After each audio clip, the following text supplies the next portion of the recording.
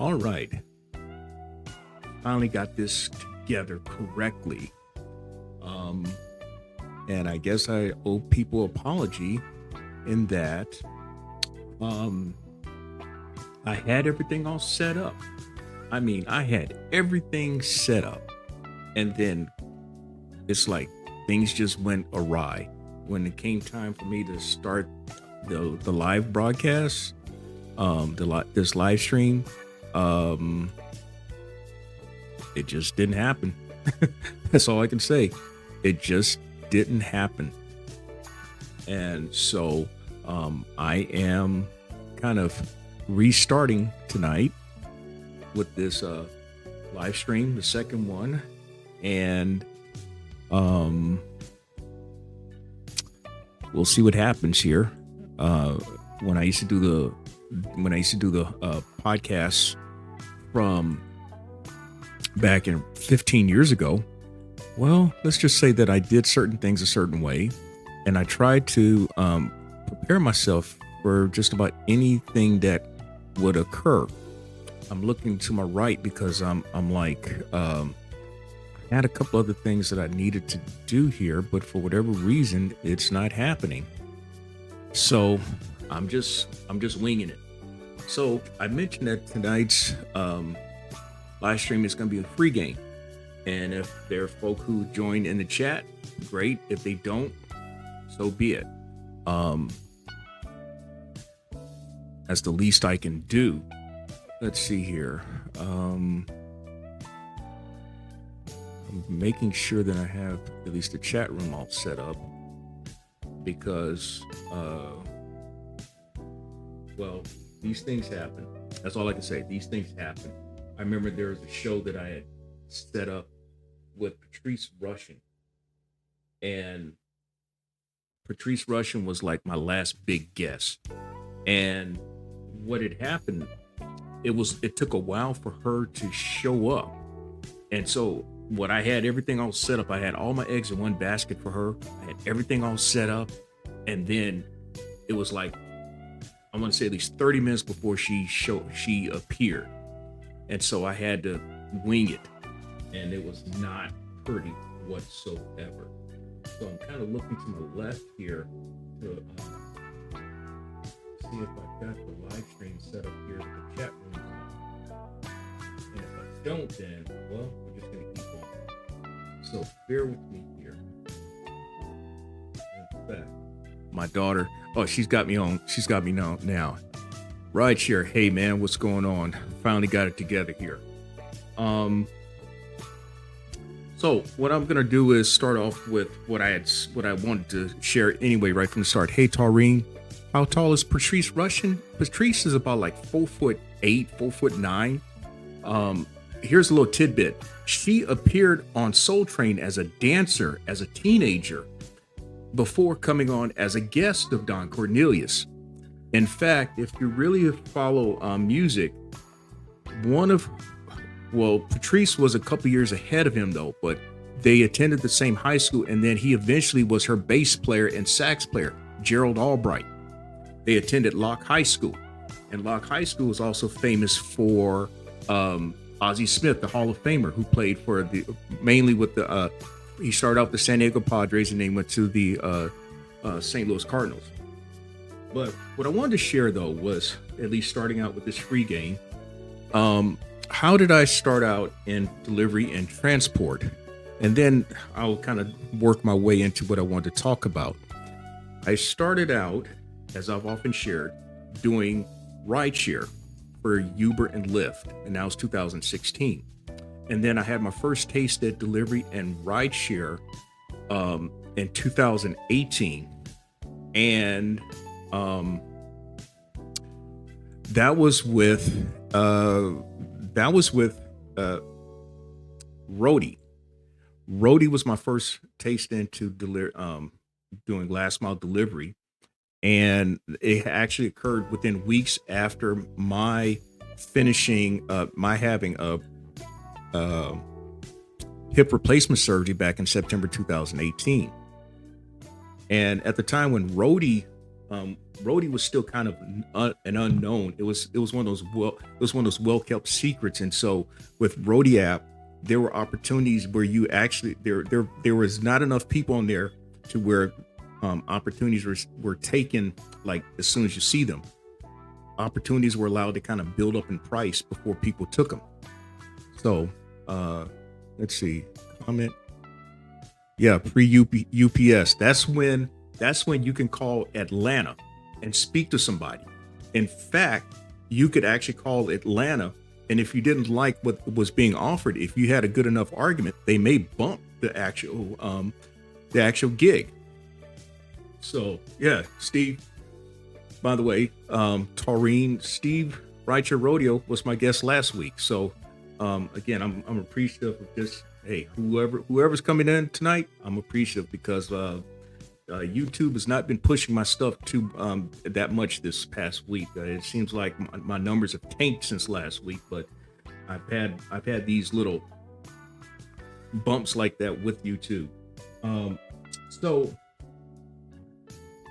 I mentioned just now that I started out with the rideshare with Rody, and then a few weeks later, I got on with Amazon Flex, and as I've shared with both, I was in that second group of drivers who were brought on into the Columbia, South Carolina market. There was a group that was brought in October 2018. Then I was brought in November 2018, and so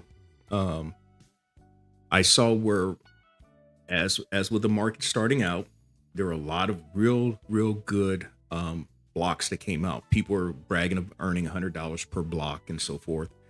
And and that held up for a while until the van companies started getting traction and getting established. And then Amazon had to. Thanks, Steve. Amazon had to keep the van companies happy by making sure that they had volume for them. And so the fact that they were diverting volume to keep the van companies happy and make sure that their people were busy, that sacrificed drivers. And so the blocks that we were seeing starting out like in November, December, and early January 2019, November to December 2018, then January 2019, those blocks disappeared. The best blocks you saw by the summer of what's 9 plus? All right, Cyril. I don't know. 21? Is that what it is? What's 9 plus 10? 21? Or is it 24? That's between Cyril and I. That's I think that's the way that joke goes. So the blocks that I mentioned in 2019, the blocks were only going for like at best $80 at a time. Okay, so she said I got it right, 21. So what I'm known for, being the gig geezer, is now is with the ownership and operation of a Sprinter / cargo van.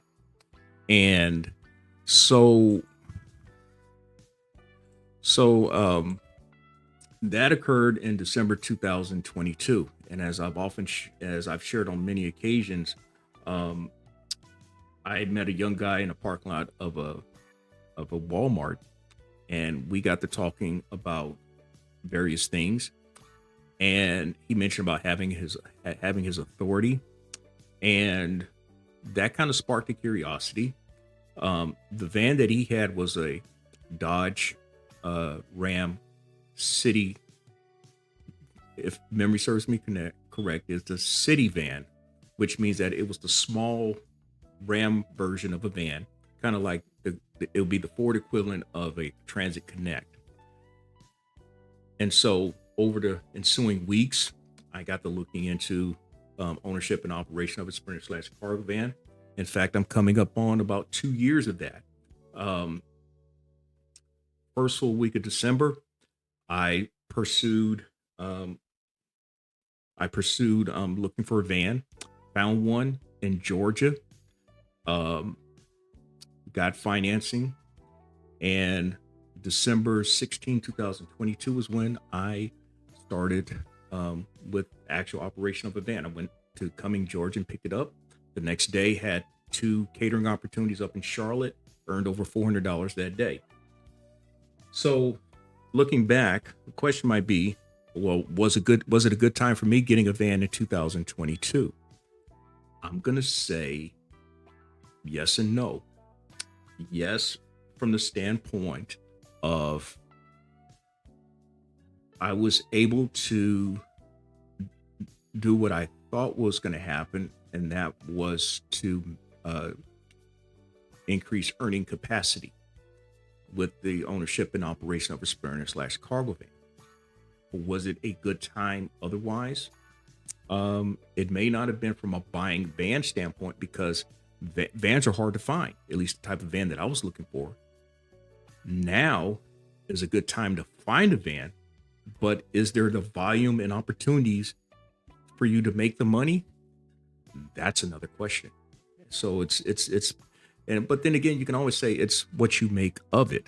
I but what you make of it, that's a hard one because while I'm still on pace to earn six figures for a second consecutive year, the last couple of months have been some of my worst months since the beginning of 2020 when I just compared monthly earnings.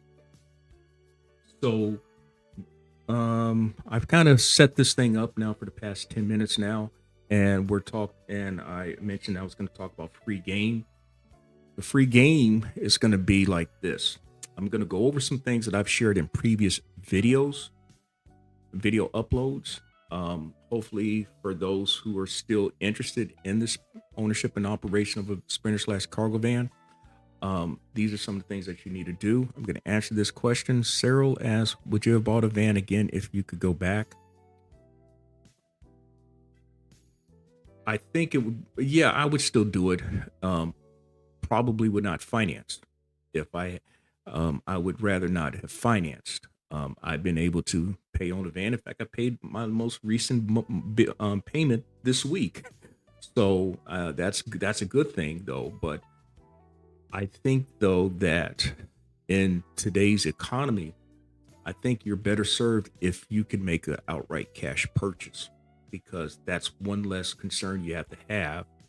And then also from an insurance standpoint, someone had told me this and I kind of didn't believe it. But then again, I ran some numbers on some things. Um, from an insurance standpoint, it's actually cheaper if you buy it straight up cash because um, the number that you would use for the value of the vehicle. I hope I'm not telling myself though, but I think the value that you use for the vehicle actually would bring down the rate your premium.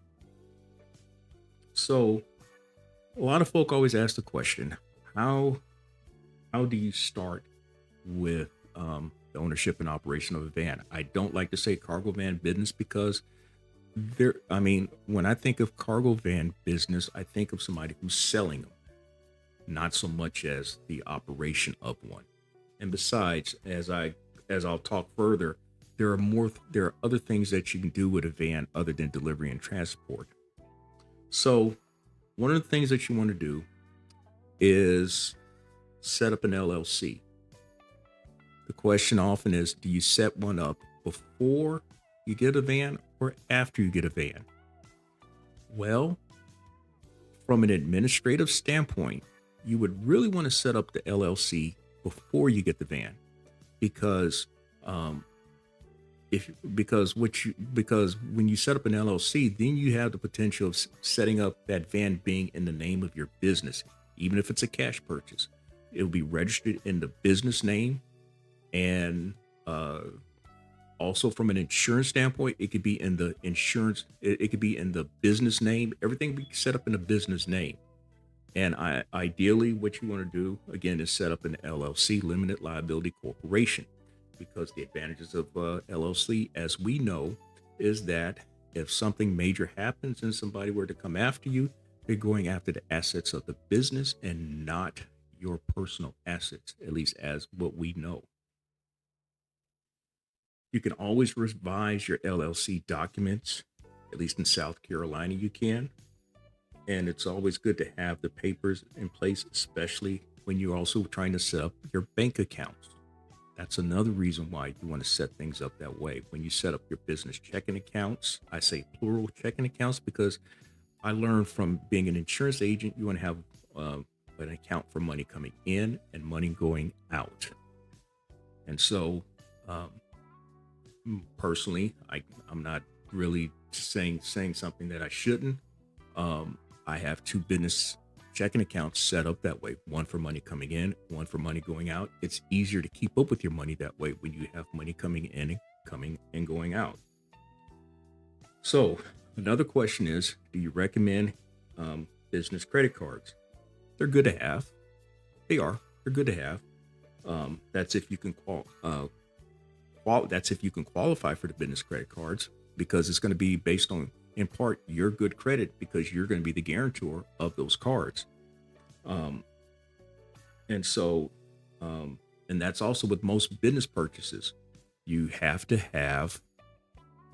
have good credit in order to um, finance a vehicle, a commercial vehicle, and then you have to have good credit to get credit cards. Simple as that. Um, Cash is always king, but it doesn't hurt. It doesn't hurt. It's just that um, that's it. Now, if somebody asked me that question, would I have? I mean, I would still go at it the same way I did as with that. Now, where could you go then to finance a vehicle if that's where you choose? That's a place of your choice. Now, I'd never considered a credit union that I actually do business with. I considered a major bank, and that was probably for me the best decision. Um, Again, the question is finance or purchase cash. I would recommend purchasing cash. Um, if I had to do it all over again. Now, um, let's see here. Who we have? Sarah, you're like the main person. Don't forget to like the live and share with a friend. Yes, you're right. That's why I put the banner across there right now. Join the conversation. Thanks for stopping by tonight. Version of I'm Speaking. And if you would subscribe, share, like, and comment. So,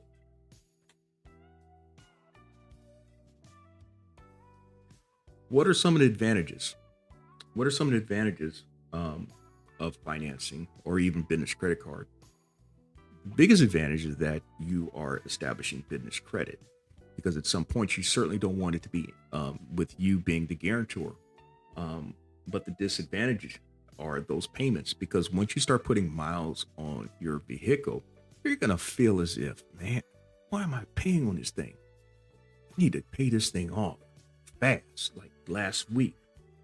But then again, things may kind of go. Life happens, business happens. There are ups and downs with business. Michael Manuel is in the house. Thanks for coming by.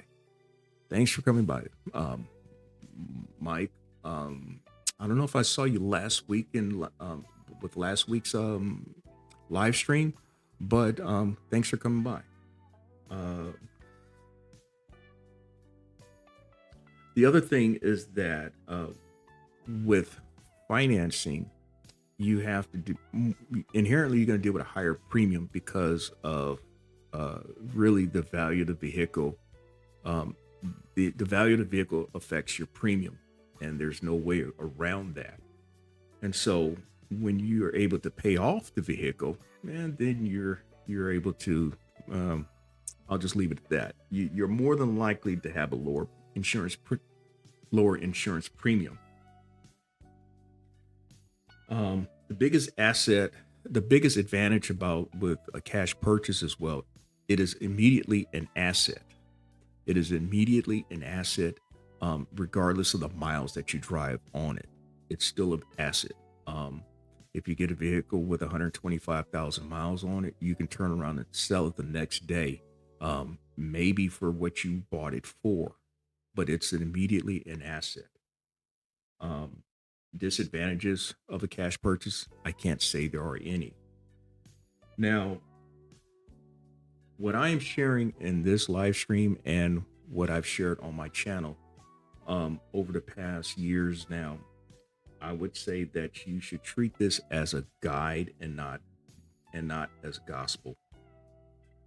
Jada Trade Jada no um I don't have my geezer eyes on, so let's see. The question is, what are some of the companies brokers that I deliver for?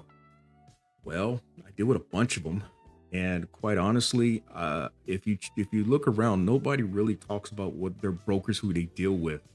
Um, but there is one that everybody does talk about. One of them is TQL, Total Quality Logistics. That's one that I can share because that's they're like one of the bigger ones out there. Um, oh, JA Tradesman of '01. That's what it is. Hey, thanks for coming through here, man. But hopefully I answered at least a part of your question there. It's not the entire question, but that is one of them that everybody talks about. In fact, the last time, mm, the only thing is that I've done maybe a handful of runs for TQL. In fact, the last time I did something for them was earlier in the year. Uh, and it's been like two times this year, two times last year. The one that I talk favorably of is a run that I did from Charlotte to Dallas, and that earned me the base on that was 1100 that I got, and that's pretty good for TQL. Now, would I do it again for 1100? No, I wouldn't. I'd be asking for more money. So, um, they do call you sometimes. Yeah, they've called me. They've called me as well about a run. Um, but I mean, you must do a lot of runs for them. I don't do a lot of runs for those guys. Like I said, I've done like 4 runs for them. So, um, I mean, I'm more than forgotten. Um, let's see here. What now?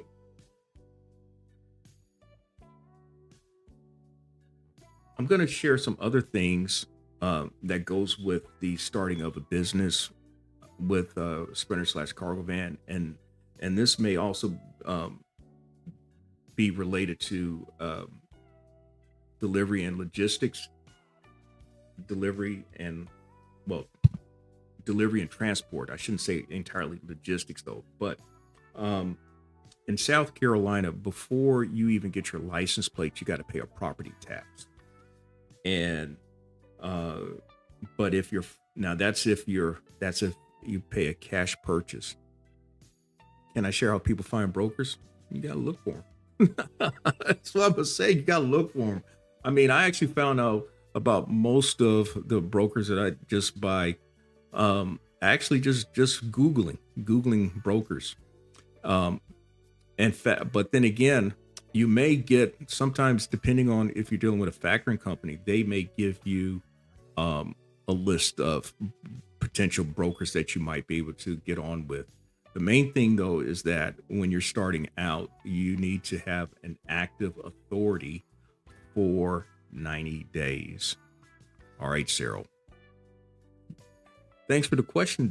Thanks for the question, Cyril. But I'm not going to tell on you this time. But anyway, but going back to property tax in South Carolina, you must if it's a cash purchase, you've got to pay for the property tax before you can get a license plate. If you're financing, then you can just pay for the license plate, and then you'll be billed for the property tax due payable within 120 days. Another big question that's often asked about is commercial insurance, or do you keep your van? Do you get commercial insurance, or do you put your van on personal insurance? I've answered that in multiple segments of the Gig Geezer, but it's really going to depend on what you're doing. Now, I am aware of people who have their vans on their personal insurance. The question, though, is whether they have like a rideshare endorsement with their coverage. because if they don't have rideshare endorsement or coverage, if something happens while they're doing something for, let's say, one of the last mile gig delivery apps like Roadie, uh, the company may not pay. So, um, and then again, it also depends on the app. Some apps require you to have commercial insurance or commercial general liability. So it all depends on what you're doing. I got commercial insurance.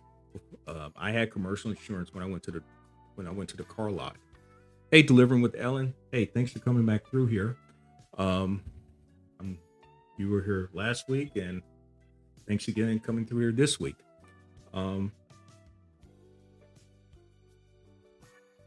Now, as I mentioned with commercial insurance, I had commercial insurance when I picked up the van at the car lot in Georgia, and that was my choice. I also got the insurance looking ahead, thinking that I was going to get my authority at some point. Oh no, you're not late, Ellen, because I actually started 15 minutes late. Somehow, my connection was bad, and so I didn't start at 9 o'clock. I didn't start at 9. I started at 9:15. So you've been in there for 2 years, active 30 out of Charleston. Okay, and you have commercial insurance as well, so you know exactly what I'm talking about. Trades. I'm just gonna say J Trade because again I don't. Um, I'm having to pull it up to read because I got old folk eyes. Been in the game 2 years with active authority out of the Charleston area. That's JA Tradesmo Trades Tradesmo JA Trade. Anyway, I'm not trying to butcher your name there, but let's see here. What else can I share? Um,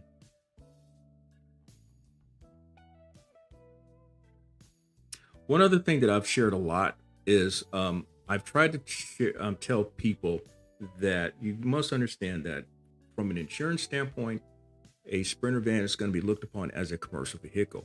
But from a US DOT standpoint, it is not because its gross vehicle weight rating is not 10,001 pounds or more. At least most model vans that we see out there on the road, they do not, their rating is not 10,001 pounds or more. If it is, then it would be considered a commercial vehicle, even by US DOT standards, which mean that you'd be subject to an inspection and safety audit. Um, Next question. Now, this is what JA Trade was talking about. He has his authority, active authority for. Uh, how long have you had your authority, JA? I've had mine. Mine has been active, at least by US DOT standards, since January 24th, 2003. So I'm coming up on 2 years of my authority being active. Now, quickly, the process is that you'll apply for your authority. You'll pay $300 for that line of authority. Your US DOT number is free. That's more for administrative purposes. But then after you pay for that authority, you must wait 3 weeks before it becomes active. So even then, you have to wait 90 days. Most brokers are going to require you to have active authority for 90 days or more before they'll even book a load with you. That's in most cases. So that means basically from the moment that you apply for authority to actually perhaps be in a position to book your first load, you're talking basically 4 months. So that's a good while. Now, one of the costs then is $300 for that authority. Another cost that you may pay for is what's called a United Carrier registration, and that's paid annually. I recently paid mine, and that was $47. Last year's like 30 something dollars, so it seems to go up. Um, Another question that people ask, and hopefully this is all free game for people, but some people ask, well, should you have an accountant? Well, my thinking is you pay for what you don't know and what you don't have, and either a combination thereof, what you don't know, what you don't have, or both. Now, in some cases, it may be necessarily legally to have an accountant. Personally, I've gotten by without not having authority Okay, okay, you've had yours 1 3. Okay, we applied about the same time, so yeah, you're coming up on 2 years too. That's cool. So anyway, what I was saying was that with the accountant though is that um I've been able to get by with doing my own bookkeeping and my own taxes. Um, but not everybody, is deft of numbers and understanding of certain basic things when it comes to filing taxes and just bookkeeping. And so it may serve you well and keep you out of financial trouble by having an accountant. Let's see, we're about 30 minutes into this, and hopefully I'm answering some questions that some people may have had in the past about things. Um, I came in um, with some topics that I think would be of help to people, and hopefully these, as I said, are. Now there are some must-haves I believe that a person should have with a van. Slick. I'm not gonna say what I'm gonna say, but Slick, what's going on? Um, what I think are must-haves with in delivery and transport, they may be different from the video that I've put up, but these are some things that I think you should have in your van because you just never know what may come up. First one is battery charger, air. I just group them all together: battery charger slash air pump and radiator fluid. I think these are must-haves in your van. The battery charger slash air pump is, um, I'll put it like this. I had a situation just entering into Florida. How much do I have saved up? Uh, uh, I've got a little bit of money saved up, but hey, things come and go. Money comes and go. Um, the money that I've got put back is for other reasons though. Um, but I've had my van now for going on 2 years, so I'll just leave it at that. Um, I just gotten into Florida on I-95 doing a load from Sumter to Jacksonville, and for the life of me, I ran over a um a road hazard, and it took out the rim, and of course I had a blowout, and here I was on the side of I-95 changing a tire. And I think what helped me in terms of time saving was having a hydraulic jack to change the tire. Ever thought about doing Amazon Relay um, with a CDL? You don't need a CDL to do Amazon Relay if you have a 26-foot box truck. Um, and as long as that box truck is 26,000 pounds and below, you don't need a CDL. You just need a medical card. Um, so I mentioned two things as far as what you should have with the battery charger and air pump, and then a hydraulic jack. I think that's important. You should have ratchet straps and bungee cords. I think you should have an E-Track system, just because a lot of people do require you to have things strapped down. CDL guys make more with relay running local too. That is true, but I know somebody who does even better and does not have CDL. So it depends on the person. That may be a debatable item with CDL people because um, the reason why I say that, uh, if you look at the rates, I'm listening. Salute to you too, man. Thank you for stopping through here. And the reason why I'm saying that is because some people believe, there are those who believe that the people who've got the CDL, the people who operate the big rigs, they're part of the reason why rates are as bad as what they are. So, but you can say that top down, but it does start from the top on the way down. And in fact, I've shared from time to time in my videos where I've made reference to my next door neighbor to my left who has his own rig, and I've shared with him some of the rates per mile that I've gotten for the loads that I've booked this year, and he says, "Man, that's almost as good as what we do." So um, that's why I answered the way I did. All right. So what are some other must-haves?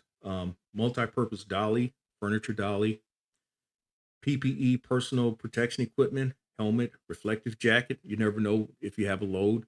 Um, where you go, they require you to have a helmet and reflective jacket, various tools.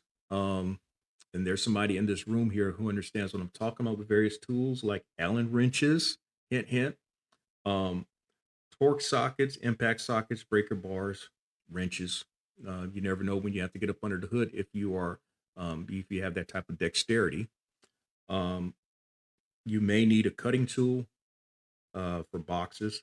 You may need shrink wrap, furniture blankets, and packing tape for boxes that bust open. Fire extinguisher and reflective triangles, and dependable lighting and batteries. These are some must-haves I think you should have with the ownership and operation of your van, and for that matter, with the in that regard, ownership and operation of a van. Now, what I will say is this: with respect to a van, it is a very versatile vehicle, and it can be used for functions other than delivery and transport. I am aware of I'm aware of people using a van for a barbershop, mobile barbershop. There are videos out there of people having mobile tire repair and vehicle repairs shops. I've even posted on my community page a Sprinter slash cargo van being used for a gourmet ice business. This one I saw up in Charlotte. I've seen up in Michigan a Sprinter van being converted for use of a pizza shop, dog grooming, landscaping. There's multiple purposes in which a Sprinter slash cargo van can be used, and it does not have to be just for delivery and transport. Now, personally, one of the coolest things I wish I would have done with my van, but I haven't done it because I've not picked up a bowling ball in 3 years, is to have used my van to go to tournaments, be it high level scratch tournaments or PBA regionals. I do know of a guy who's a PBA member who is an electrician, and he does use his van with going to tournaments. He's got rap on his van where he's an electrician and he's a PBA member and all that. In fact, one tournament I can think of with him being an electrician, um, this happened on a Sunday morning. We're about to start match play, and the lights go out at the bowling alley. And he's the guy who actually changed his shoes and went out and figured out what was wrong with the breaker system and got the lights back on. So, but that's just a side story.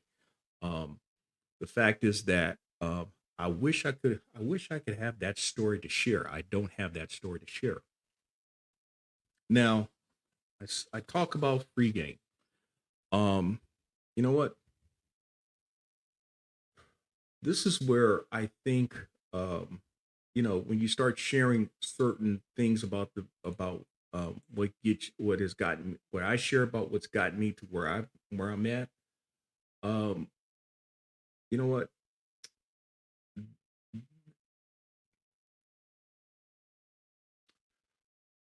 I would challenge I would challenge anyone out there on YouTube to share the stuff that I have shared thus far.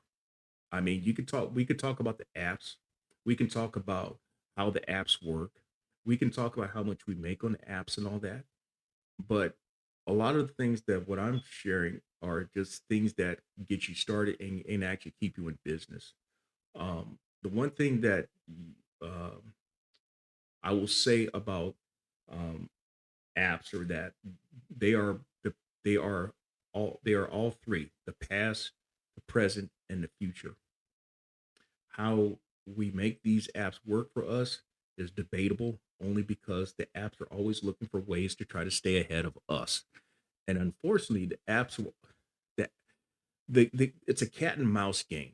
I have contact with someone almost on a daily basis, and some of the things he shared with me are things that I've not even seen behind the scenes with the apps because he's in a position where he sees some of the things and he shared some of that information with me.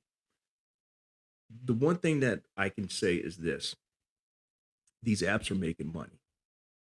They're making money, and they're making it at our expense. And so for folk like me to talk about how uh, you need to be selective with what you do. You don't need to grab for everything. That's really just basic. That's just basic strategy. Um,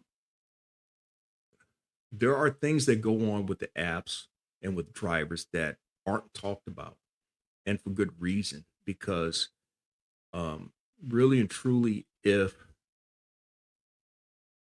everyone got wind of it, it would I think it would kill the market completely. I really do. Um, but what I will say is this: these apps know what we do. These apps know our tendencies. They know who does what and how often. Um, it's kind of like with brokers, in that the question earlier was about trades. Tradesmo mentioned about how TQL has called him, TQL has called me. I have a relationship with one particular broker, at least where I've done a lot of loads for them. But then again, I had situations where we didn't come together. We did not come together on the numbers. These apps know who's out there. They know who's out there, and I think it's fair to say that. I can tell you of a situation where I was on a going to a brokered opportunity in the Asheville, North Carolina area, and one of the apps called me about about an opportunity that they had in Greenville, and I told them, "Look, man, I got a brokered opportunity I'm going to. Okay, that's fine. You can get it on your way back from Asheville. That since you're going in that direction, you can just pick it up then." And uh, I'll just say that we agreed on some terms for that load, and it paid a hell of a lot more than what I see a lot of people talk about. But then again, that doesn't happen every day. But these apps know who's out there. That's free game that people ain't talking about, and what a lot of people have not experienced either. Um, Direct bookings where you can cut out the broker, I believe that's possible. I've had some. I've had a couple situations like that. The question is how they're going to pay you. Are they going to pay you up front, or are they going to do a net 30 where they pay you 30 days later?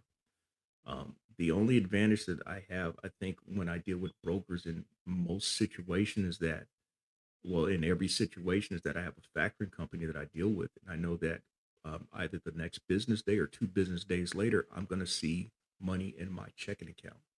And that's just from my experience, what I'm sharing. Um, that's just my experience. Now, what else can I put out there? Uh,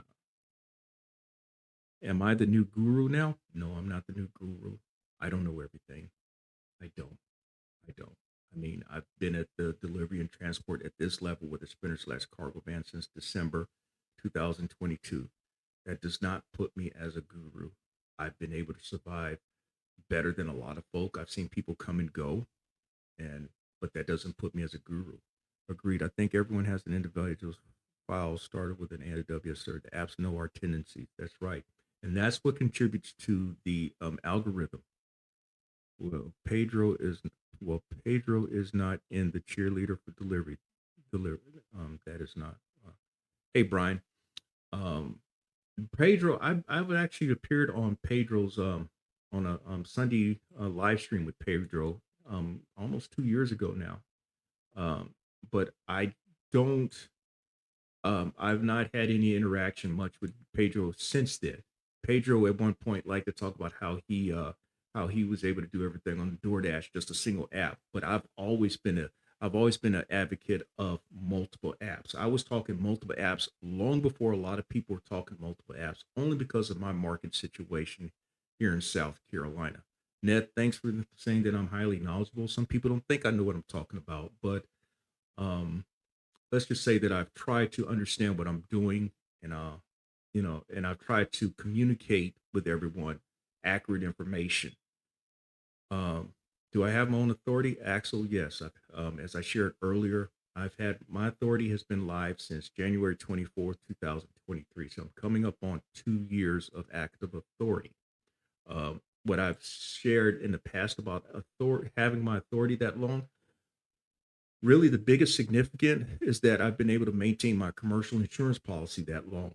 And that's almost an accomplishment in itself if you understand about maintaining commercial insurance. It is not a cheap proposition. Got skills? Maybe. It depends on who you talk to. Um, it depends on who you talk to. In that I may or may not have skills. Um,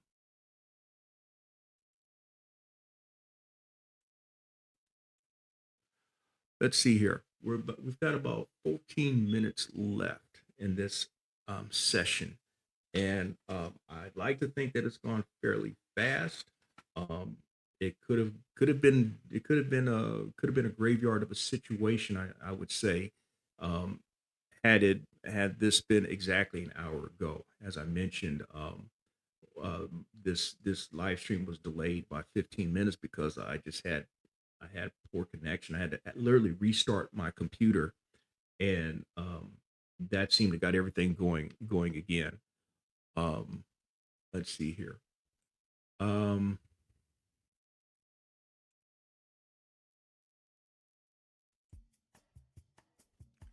what else can I share that might be a free game for folk out there? Oh, I want to talk about now. I'm gonna go back to something that I've shared in some videos in the past, and this is dealing with tax information. This is just my observation and my observation only. I don't want to get you in trouble with the IRS, but I'm going to share these things that I think that are important. I mentioned earlier about having an accountant. There are people who talk about going to their accountant for things. And by the way, I'm going to say this as well. Thanks for stopping by. This version of I'm speaking. If you would subscribe, share, like, comment, and contribute in the chat. Um, Cray, hey, thanks for coming by. It's nice to see you again. Thank you for last week as well. Um, one of the things that I'm going to say that should help anyone, at least based on current tax law and tax code, is mileage. Mileage is a 1099's best friend. I can't stress this enough. How mileage is a 1099 best friend, because everybody talks about, oh, I don't want to be putting miles on my vehicle. I don't want depreciation, blah blah blah. Well, depreciation, you can only do one or two things. I mean, in most cases, you can only um, claim miles or claim depreciation. At least that's been my understanding. So I always claim miles. Um, the main thing is keeping track with your miles. And the one time I really had to show proof of miles with the IRS was almost 20 years ago when I was audited by them. And then I had to show some proof of miles, and I had to show, based on odometer reading, something that would show that range of miles that I was claiming. So if you happen to be one who goes and get your oil change, that should help in terms of keeping up with the documentation of your odometer readings. Otherwise, you keep your odometer readings for your as you go. Um, what else? What are some other things that you should keep up with? Expenses. Now, some people say you keep up with what you eat and all that. I mean, I've never really kept up with what I ate, but I've kept up with equipment purchases. I've kept up with subscriptions. Um, I've kept up with um, anything that's related to the business, clothing, shoes, um, tools, things like that. um, I think are invaluable with claiming on taxes, because there's a space that you can claim that, and that's on your 1040C profit and loss statement. These are heads up. Sometimes I watch on my 55-inch 3 foot away and I can see your nose hairs. Gotta trim those.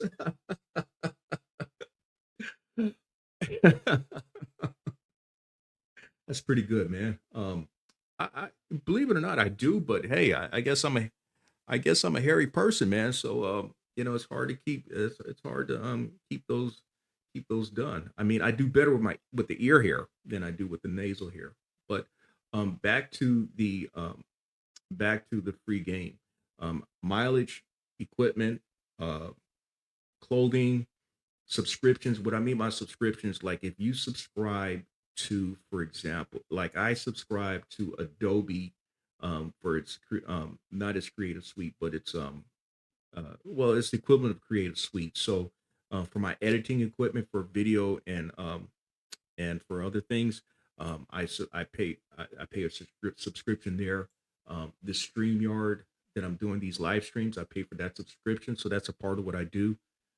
um, Things like that. I mean, you keep a record with all that. I keep now what I do as a practice. All that is kept up on a Excel spreadsheet, and so when it gets to the beginning of the year, next year, well in January, what I'll do is start going through every month all my purchases. I break them up into certain categories, just like with the IRS, and I just run down the numbers on a spreadsheet, and then when it comes to um, doing my taxes, it takes me probably 2 hours to do my taxes. So that's I think that's free game that again a lot of people don't talk about. Um, and whether you apply it or not, okay, I get it. But again, this is not tax advice. It's just me sharing what I do when it comes to taxes. Um, I will say this too: you invite you invite yourself for an audit if you're looking as a 1099. If you're looking to get money back, you better have the paperwork to justify getting money back. And I'll just leave it at that. If you're paying taxes as you go, then you don't have a problem. It's just that you're more likely to be audited than somebody who is just paying as they who just pays once a year to the IRS. And I'll just leave it at that. I think that that won't get you in trouble though, but that should give you a clue as to how you can do things as a business person. So, anybody got any questions in the chat room? Any other questions that I can answer? Hopefully, what I've shared may be of some use for you in in your personal enterprise. Some of what I share it actually can help in other facets of personal enterprise, even if you're not doing delivery work. I mean, some of the stuff that I'm talking about has helped me as an insurance agent as well, namely the mileage part and the keeping up with the expenses and all. Another thing that I've shared for myself, one of my write offs is having office space that I've had a brick and mortar office for going on now 8 years, and so that's a it's like a $3,800 write off for me. So I'll just leave it at that. But anybody have any questions in the chat?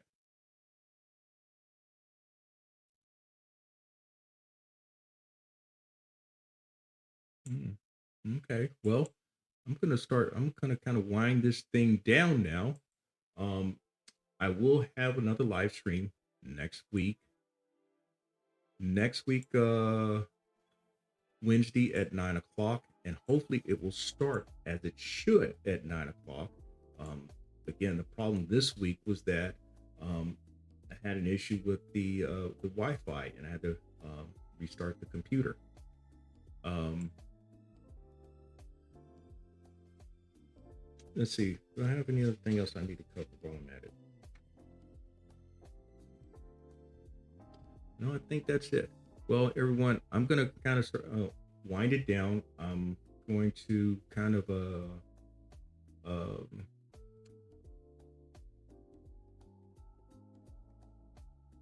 let's see. I'm going back over to chat just to see if there's any questions that I missed here. Sarah had asked me how could I share how I find broker where to look from. Um, I did answer that question. Yeah, I did answer that question. So again, y'all, hey, thanks for coming through here. Brian, thanks. Yeah, bye. That's a nice way of saying it. um,